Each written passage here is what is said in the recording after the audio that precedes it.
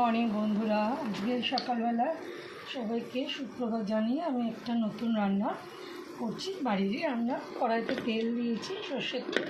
ওর মধ্যে দেখতে পাচ্ছ কালো জিরে ফোড়ন দিয়েছি। মোরলা মাছ বানাবো।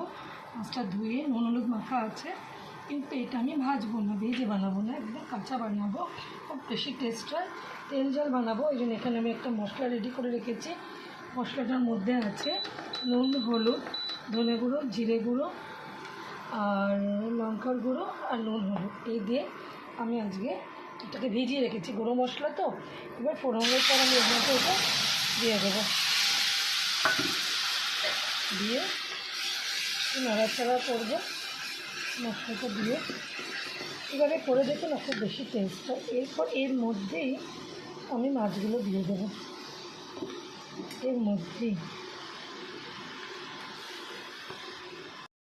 মাছগুলো দিয়ে আমি এর সাথে মশলাটা মাখা মাখা করে নেব। একদম মাখা মাখা হবে আর খুব সুন্দর খেতে হবে।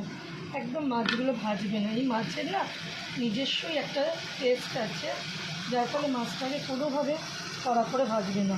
আর এইটুকু মাছ আমি রেখে দিলাম, এটা আমি মাছের টক বানাবো। মাছের টকটা বানাবো যখন তোমাদের রেসিপিটা দেখাবো। এটাকে মোরলা মাছটা খুব সুন্দর মাছগুলো এনেছে, দেখো খুব সুন্দর, বেশ গোটা গোটা সুন্দর কেটে এনেছে। এইভাবে করবে না, খুব সহজে হবে, খুব টেস্ট হবে। বেশি নাড়াচাড়া করার দরকার নেই। এটা মোটামুটি হয়ে গেছে। এর মধ্যে এবার জলটা দিয়ে দেবো, ওই মশলার একটু জলটা দিয়ে দেবো, দিয়ে ঢাকা দেওয়ারও প্রয়োজন নেই।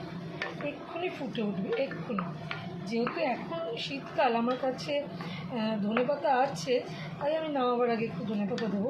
আদারওয়াইজ যদি ধনেপাতা না থাকে তুমি না দিতেই পারো, কোনো অসুবিধা নেই। মাছের নিজস্বই একটা খুব সুন্দর টেস্ট আছে।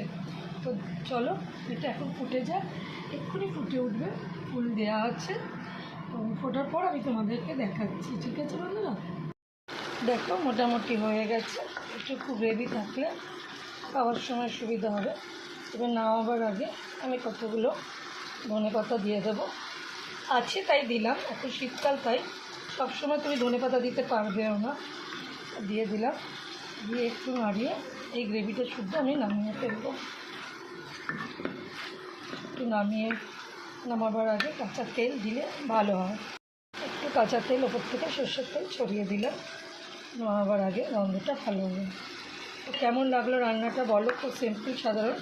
ভালো লাগলে একটা লাইক, কমেন্ট, শেয়ার করো। আর কেমন লাগলো অবশ্যই কমেন্ট করে জানবেন। তো টাটা বন্ধুরা।